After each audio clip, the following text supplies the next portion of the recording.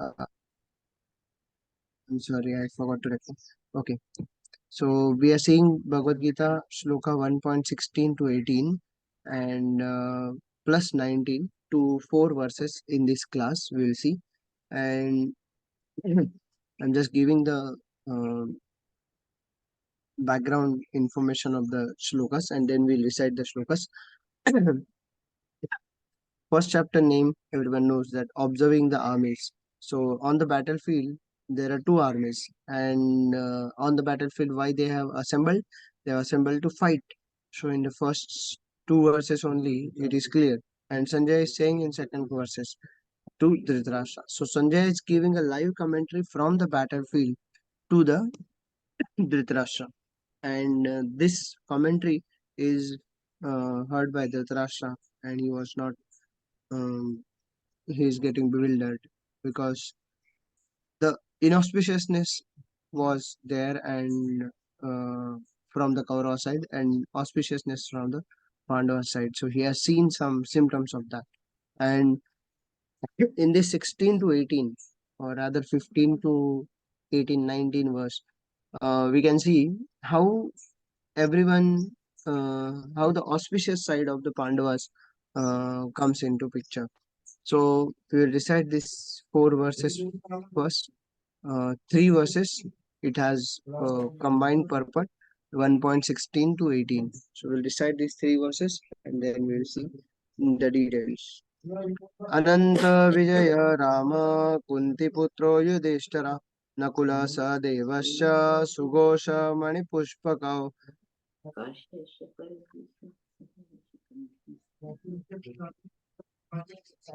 So then second verse.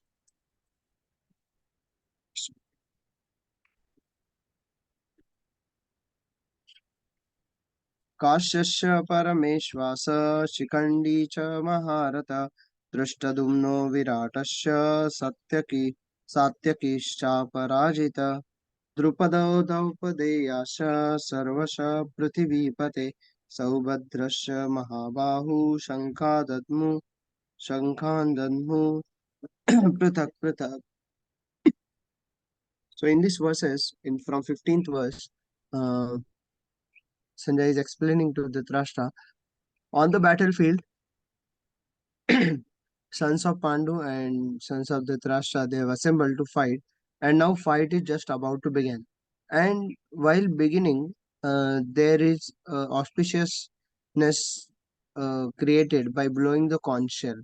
So this blowing conch shell, um, they have blown it to the extent, and everyone is having its own conch shell, and these details of their own conch shell, like Ananta Vijayam Najo. So Ananta Vijay is the name of the conch shell, and it is uh, held by Kunti Putra Yudhishthira. So Yudhishthira Maharaj has a conch shell whose name was um, Ananta Vijaya. And before that, Panchajanya Rishikesha. Panchajanya, in 15th verse it is. Panchajanya is the name of conch shell of Krishna. So Rishikesha means Krishna. So in this way, there are different names of different conch shells which held by different personalities. And Nakula Sahadevasya Sughosha Manipushpaka. So Nakul and Sahadev has the conch shell named Sughosh and Manipushpaka. So they are blowing this conch shell. And what happens after blowing this conch shell, that is explained in the next verse, that is 19th verse. So in the second verse of Bhagavad-gītā, first point 17, Kashyascha Parameshvasa Shikhandi cha Maharatha Drishtadumno Viratasya Satyakischa Parajita. So the great archer, the king of Kashi, the great, here you can see, the great archer, the king of Kashi, the great fighter Shikhandi, Drishtadumna, Virata, the unconquerable Satyaki, Drupada, the son of Draupadi, and others, O king, such as Almighty Armed son of Subhadra, all blew their respective conch shell. So are you getting what is happening here? So great archers they are from Pandava's side and they are blowing their conch shells. So here it is written that different personalities hold different conch shells and the name of five Pandavas conch shells it is given in the Bhagavad-gītā. Others are they are uh, blowing their conch shell to create auspiciousness. But the main important gist of this all the shloka is there in the 19th verse. So that is related to uh, why this is important to blow the conch shell. And after blowing the conch shell, what happens exactly? That we'll see in the next verse.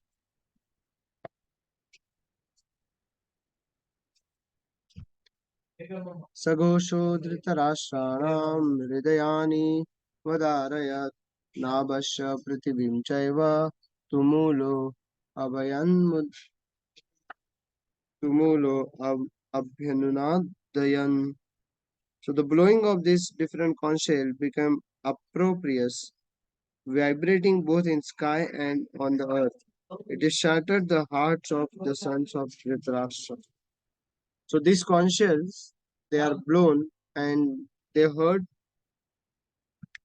Dhritarashtra because they have shattered the hearts of Dhritarashtra because these conch shells which are blown by the Pandavas, they were in a proper mood. They were in the proper devotion to Krishna. They were performing their duties not to win but to perform and to save.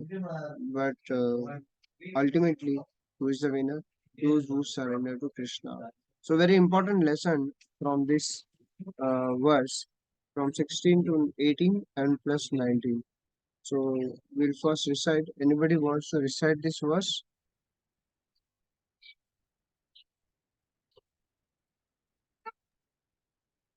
Which one, Prabhuji? First one? First one.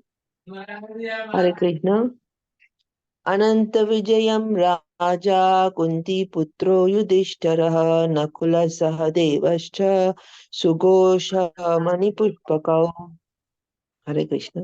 Hari Bol. Yes. Anyone else?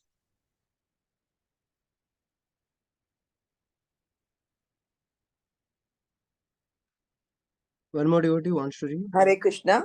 Yes, Mother. काश्यश्च परमेश्वासः Shikhandi च महारथः दुष्टद्रुम्नो विराटश्च सात्यकिच्छा पराजितः. हरे Krishna. Hari Bol. Next shloka. Hare Krishna Prabhuji. I would Yes, like to Mother. recite it. Drupado Drupadeyascha Sarvasya Prithvipate Sobhadrascha Mahabahuha Shankan Dadamu Prithak. Hare Krishna Prabhuji. Thank you. Yes, Hare Krishna. Thank you very much, Mataji. Next verse. Shall I read, Prabhuji? Yes, Mataji, please. The 19th, no? Yeah, 19. सघोषोदात्र राष्ट्राणां हृदयानि विदारयत् नभश्च पृथिवी चैव तुमुलो अप्यनुधायन्. Hare Krishna, Prabhuji. Hare Krishna. Thank you, Mataji. So these four verses we'll see now in purport what is written by Srila Prabhupada. So in the purport, Prabhupada is telling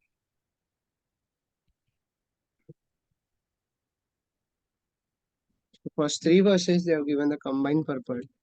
In the purport, Prabhupada is saying King Yudhishthira, or the translation, the King Yudhishthira, the son of Kunti, blew his conch shell, the Ananta Vijaya, and Nakul and Sadev blew the Sughosh and Manipushpa. That great archer, the king of Kashi, the great fighter Shikandi, Dhritarashtra, Drishtadumna, Virata, the unconquerable Satyaki, Drupada, the son of Draupadi, and others. O king, such as the mighty armed son of Subhadra, all blew their respective conch shells. So all these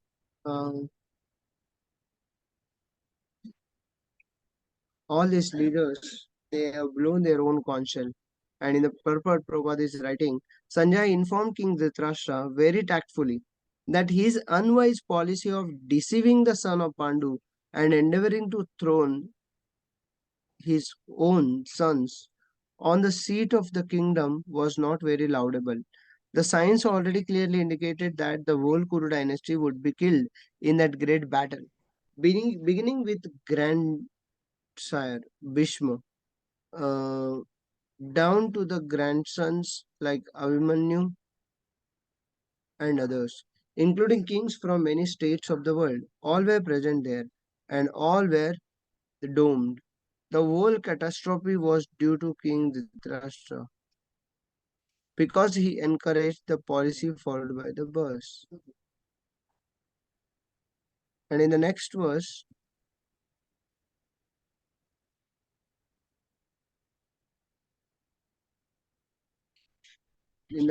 purport, Prabhupada is telling,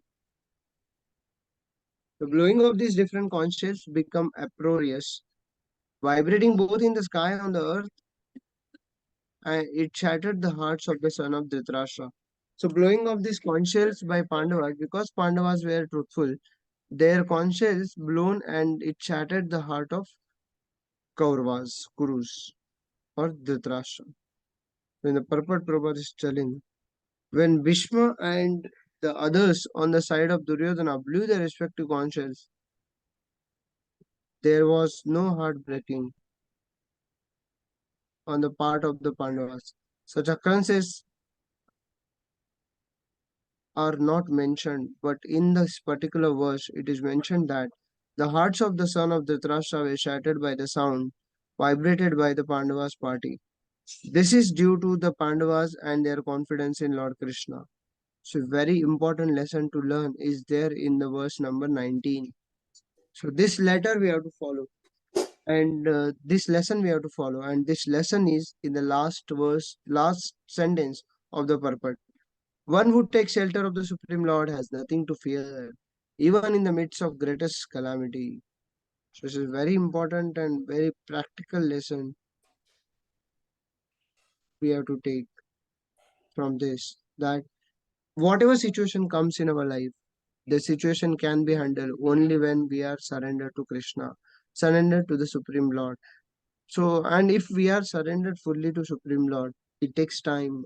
Yes, it is not easy. It's not a 1 day or 2 days or 6 month process. It needs time. When we spend many more uh, years in Krishna consciousness to practice, uh, so the complete shelter on the Supreme Lord will take time. But we have the goal that yes, I need to get sheltered under devotees. I need to get sheltered under my deities. So when we are uh, taking shelter from the Supreme Lord, there is nothing to fear. And even in the midst of greatest calamity, Lord is always there to help us. So always we have to take shelter of the Supreme Lord, and then only we can peacefully live in this world and leave this world while uh, taking a chance to give up the work and leave the world when the time comes. It is not uh, by default, or it is like it is the time is fixed on this. When someone times comes, automatically, and that time we we have to take the shelter of the Supreme Lord. And when we take shelter, there is nothing to fear. Like this, many devotees has taken shelter and they went back to God in their that life only. So we can also follow the um, process by acharyas to surrender unto Supreme Lord, to surrender unto devotees, to take the mercy from Krishna. So these are the 4 verses from today, and uh, next we'll see later on. Thank you very much, Hare Krishna. Hare